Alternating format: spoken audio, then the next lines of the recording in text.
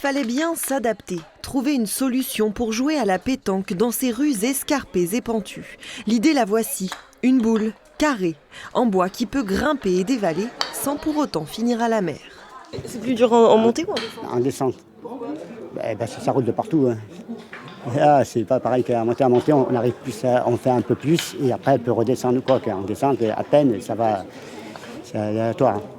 Difficile à dompter donc cette boule carrée.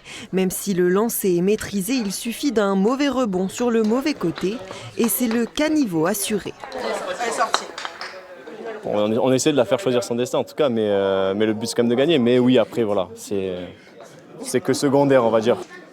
Où est-ce que vous avez appris ? Dans les rues du Haut-de-Cagnes directement, rue Soubary, montée de la Bourgade, directement sur les terrains du championnat du monde.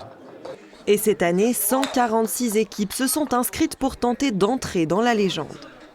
Ça représente 438 joueurs et joueuses.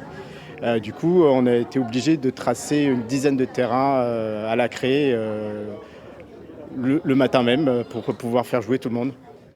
Derrière l'atmosphère bon enfant se joue le titre, celui du maître mondial de la boule carrée. Quand on se voit dans la rue, on se dit qui est champion du monde, c'est nous. Et voilà, on veut l'avoir. J'ai perdu 3 fois et cette année, on va essayer d'être pour nous. Il existe bien d'autres concours, d'autres versions des boules carrées, mais ici on dit que le championnat du monde de Cagnes-sur-Mer est souvent imité, jamais égalé.